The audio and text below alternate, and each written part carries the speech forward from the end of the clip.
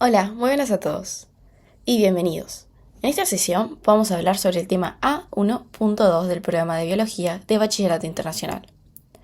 Hoy no solo vamos a repasar conceptos, sino que vamos a entender cómo está construida a nivel molecular, la base de la vida.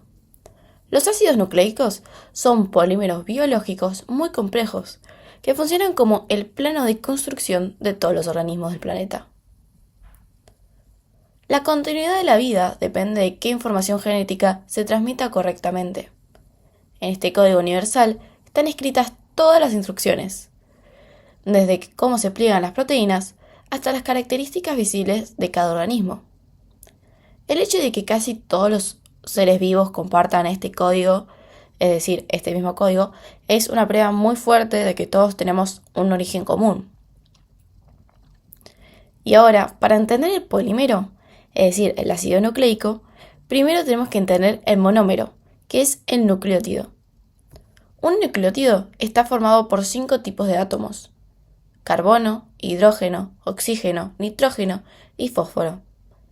Tiene 3 partes principales. Primero, un grupo fosfato, con carga negativa. Este es el que le da el carácter de ácido. Luego, también tiene un azúcar de 5 carbonos, que es la pentosa. Y una base nitrogenada con estructura en anillo.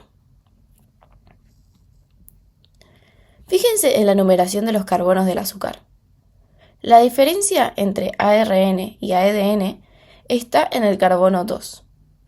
La ribosa, es decir, la del ARN, tiene un grupo hidroxilo, mientras que la desoxirribosa del ADN tiene un hidrógeno. Esta pequeña diferencia, es decir, la falta de un oxígeno en el ADN, hace que el ADN sea químicamente más estable, lo que le permite almacenar información durante mucho tiempo.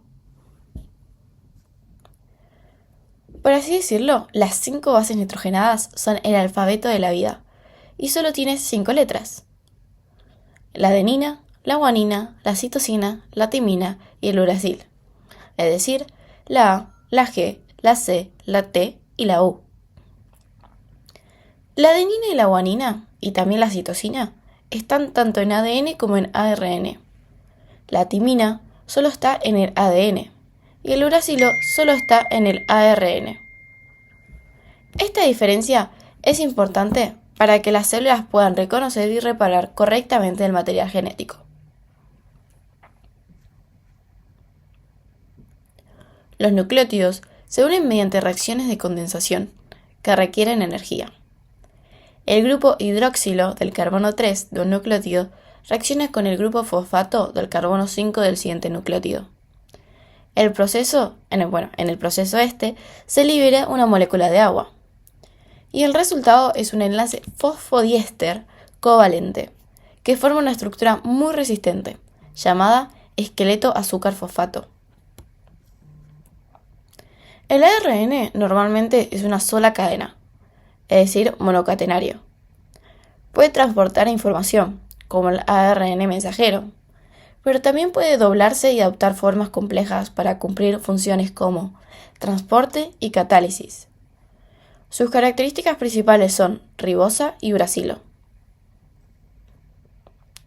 El ADN tiene forma de doble hélice.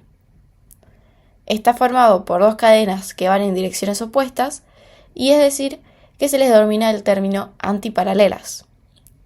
Se mantienen unidas por puentes de hidrógeno entre las bases nitrogenadas.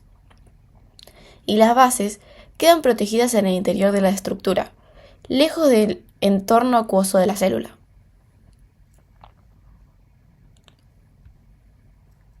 Las bases nitrogenadas se dividen en 2 grupos: las purinas y las pirimidinas. Primero, las purinas están hechas de adenina y guanina y tienen 2 anillos. Luego, las pirimidinas son la citosina, timina y uracilo, que tienen solo un anillo. Esta diferencia de tamaño permite que siempre se una una purina con una pirimidina, para así mantener el diámetro constante de la doble hélice.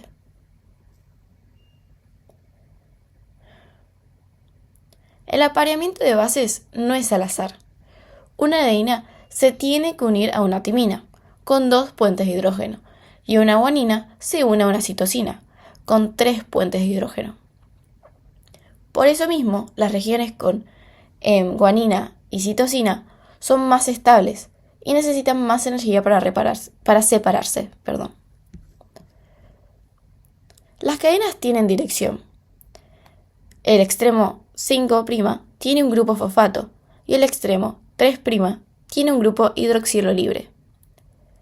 Las enzimas solo pueden añadir nucleótidos en el extremo 3'. Por eso la replicación y la transcripción siempre ocurren en dirección 5', 3'.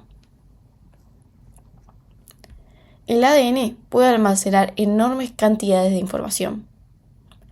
Las bases se agrupan en tripletes llamados codones. Como hay 4 bases posibles, existen 64 combinaciones de codones.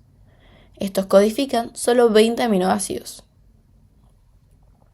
Y estos números, esta relación entre estas combinaciones y estos aminoácidos, lo que hace es que el código genético tenga redundancia, lo que ayuda a proteger contra algunas mutaciones. El ADN es muy largo. Es decir, por ejemplo, para un mismo aminoácido va a tener diferentes combinaciones. Por lo tanto, si uno es modificado, el otro puede cumplir su función.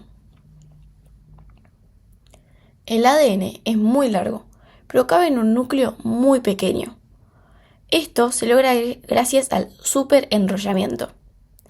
El ADN se enrolla 2 veces alrededor de 8 proteínas llamadas histonas, formando un nucleosoma. Los nucleosomas se conectan entre sí mediante ADN lijador, permitiendo una organización que finalmente forma el cromosoma. Este nucleosoma es al que se llama el collar de perlas.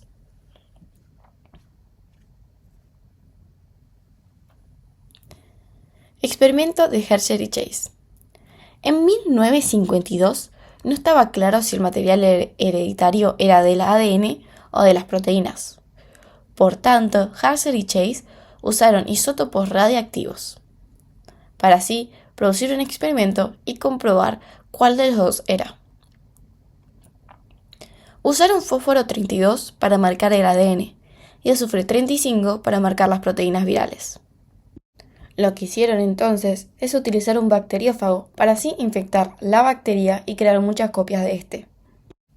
Luego de infectar la bacteria, E. coli, detectaron dónde cada radioisótopo se encontraba.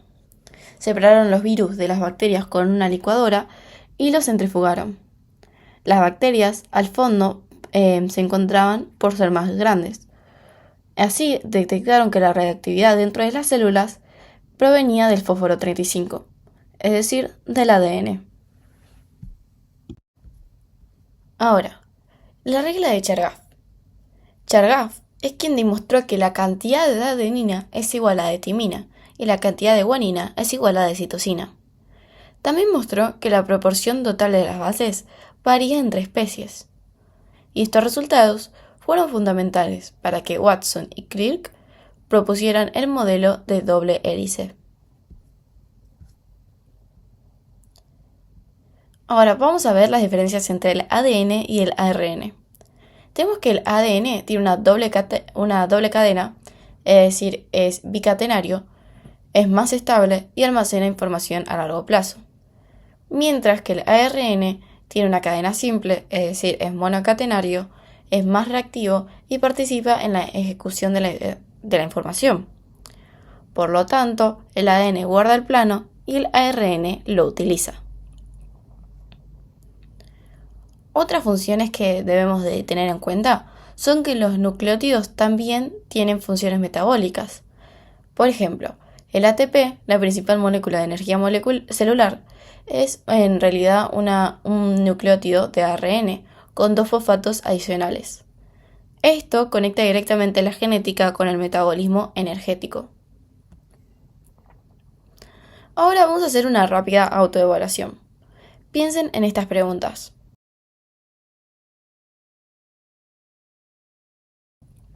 Ahora, cambiando de tema, volvemos al código genético.